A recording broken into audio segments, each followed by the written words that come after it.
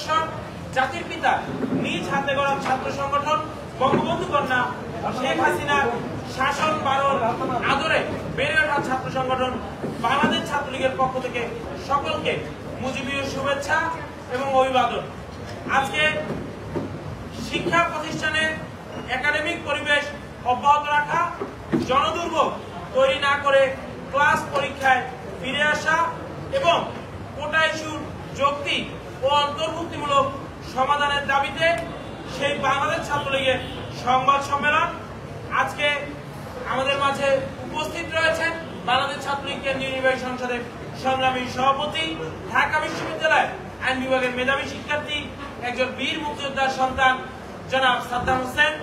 আমাদের মাঝে উপস্থিত হয়েছেন বাংলাদেশ ছাত্রলীগ ঢাকা বিশ্ববিদ্যালয়ের সংগ্রামী সভাপতি, জাতীয়ভাবে বিখ্যাত বিতর্কিক মাজারুল কবির স্বয়ন, বাংলাদেশ ছাত্রলীগ ঢাকা বিশ্ববিদ্যালয়ের বিপ্লবী সাধারণ সম্পাদক, জাতিসংঘ কর্তৃক রিয়েল লাইফ হিরো খ্যাত তানভীর হাসান সৈকত, বাংলাদেশ ছাত্রলীগ ঢাকা মহানগর উত্তরের সংগ্রামী সভাপতি, মৃত্যুঞ্জয়ী ছাত্রনেতা রিয়াজ মাহমুদ, বাংলাদেশ ছাত্রলীগ ঢাকা মহানগর উত্তরের বিপ্লবী সাধারণ সম্পাদক, বিজ্ঞান মনস্ক ছাত্রনেতা সাগর আহমেদ শামীম, বাংলাদেশ ছাত্রলীগ ঢাকা মহানগর দক্ষিণের সংগ্রামী সভাপতি, মৃত্যুকে তুচ্ছ ভয় করা ছাত্রনেতা জনাব রাজিবুল ইসলাম বাপ্পি, বাংলাদেশ ছাত্রলীগ ঢাকা মহানগর দক্ষিণের বিপ্লবী সাধারণ সম্পাদক, পুরান ঢাকার বুক চিরে বেড়ে ওঠা ছাত্রনেতা বাবু সজল কুণ্ডু।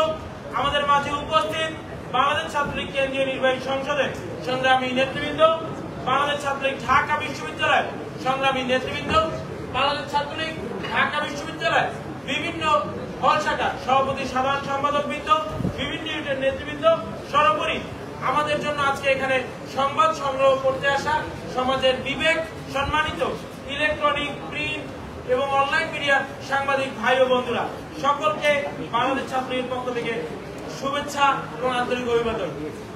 আজকে যে ইস্যুতে আমরা এখানে সংবাদ সম্মেলন করছি সেই বিষয়টি নিয়ে আপনি ইতিমধ্যে অবগত। দেখুন, বাংলাদেশ ছাত্রলীগ সবসময় শিক্ষা প্রতিষ্ঠানের সুষ্ঠু সুন্দর একাডেমিক পরিবেশ রক্ষায় বিশ্বাস করে। বাংলাদেশ ছাত্রলীগ সবসময় বিশ্বাস করে যে ৭৫ পরবর্তী সময় এদেশের শিক্ষা প্রতিষ্ঠানগুলোতে যেই ঝঙ্কা বিক্ষুব্ধতার সময় গিয়েছে, যে অস্ত্রের ঝঞ্ঝনানি গিয়েছে, এদেশের মানবিক বিদ্যালয়গুলোকে, মানবিক বিশ্ববিদ্যালয়গুলোকে, মানবিক শিক্ষা প্রতিষ্ঠানগুলোকে দানবীয় অস্ত্রালয়ে পরিণত করার যে প্রয়াস আমরা ইতিহাসের পাতায় লক্ষ্য করেছি, সেখান থেকে যেভাবে শেখ হাসিনার নেতৃত্বে এদেশের শিক্ষা ব্যবস্থা ঘুরে দাঁড়িয়ে পুনরায় মানবিক শিক্ষা প্রতিষ্ঠানে রূপ নিয়েছে, সেই ধারাকে আমরা বজায় রাখতে চাই। বাংলাদেশ ছাত্রলীগের থেকে বেশি আন্দোলন এদেশের রাজপথে কোন ছাত্র সংগঠন কিংবা ছাত্র সমাজের পক্ষে কারো করার ইতিহাস নেই। আমরা সবসময় বিশ্বাস করি জনদুর্ভোগ তৈরি করে, মানুষের ক্ষতি করে, মানুষের জানমালের নিরাপত্তা বিঘ্নিত করে। আজকে যে বিষয়টি নিয়ে কথা বলা হচ্ছে, গতকাল আদালতের আদেশের পরেও যে বিষয়টিকে আবারও তুলে ধরে কিছু সমস্যা সৃষ্টি করার অপচেষ্টা হচ্ছে, সেই বিষয়টি নিয়ে বলা হচ্ছে নির্বাহী বিভাগের আদেশ দিতে হবে। নির্বাহী বিভাগের সর্বশেষ কোটা নিয়ে আদেশ হচ্ছে ২০১৮ সালের পরিপত্র। ২০১৮ সালের পরিপত্রে কিন্তু কোটা ব্যবস্থা বাতিল করা হয়েছে। এরপরে কিন্তু এখন পর্যন্ত নির্বাহী বিভাগ কোনো আদেশ দেয়নি। নির্বাহী বিভাগের এই পরিপত্র নিয়ে আদালতের শরণাপন্ন হয়েছেন মানুষ। সেখানে আদালত এই বিষয়টি নিয়ে তাদের মতামত দিয়েছে। পুনরায় কিছু শিক্ষার্থী রিটের প্রেক্ষিতে গতকাল আবারও আদালত একটি মতামত দিয়েছে। এখন অপেক্ষা, প্রথম যে মতামতটি আসলো সেটির পূর্ণাঙ্গ রায় তো আগে হাতে পেতে হবে। সেটির পূর্ণাঙ্গ রায় যাচাই বাছাই করে গতকালকে যেই বেশটি আদালত যে সিদ্ধান্ত দিয়েছে, সেই সিদ্ধান্তের বিস্তারিত তারা প্রদান করতে পারবে। এর আগ পর্যন্ত কোনো কথা বলাটাই কিংবা আদালতের এই আদেশ নিয়ে মন্তব্য করাটি সমীচীন নয়। সেটি কোনো কোনো ক্ষেত্রে আদালতের অবমাননারও সামিল হতে পারে বলে আমরা মনে করি।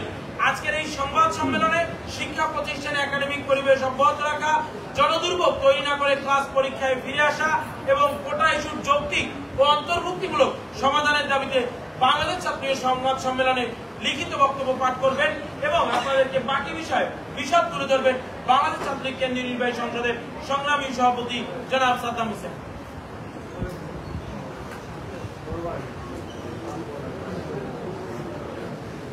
বাংলাদেশের ছাত্র সমাজের নির্ভরতার ঠিকানা লাখো নেতাকর্মীর প্রাণের স্পন্দন, কোটি শিক্ষার্থীর ভরসা, ৩০ লাখ শহীদের রক্তের উত্তরাধিকার, জাতির পিতা বঙ্গবন্ধু শেখ মুজিবুর রহমানের আদর্শ এবং সংগ্রামে উজ্জীবিত, মাননীয় প্রধানমন্ত্রী বঙ্গবন্ধু জনের দেশ শত্রু শেখ হাসিনার স্মার্ট বাংলাদেশ এবং স্মার্ট সিটিজেন বিনির্মাণের সক্রিয় ছাত্র সংগঠন বাংলাদেশ ছাত্রলীগের পক্ষ থেকে আজকের এই জরুরি সংবাদ সম্মেলনে উপস্থিত আমাদের গণমাধ্যমের বন্ধুরা, সবাইকে আন্তরিক শুভেচ্ছা এবং অভিনন্দন জানাচ্ছি।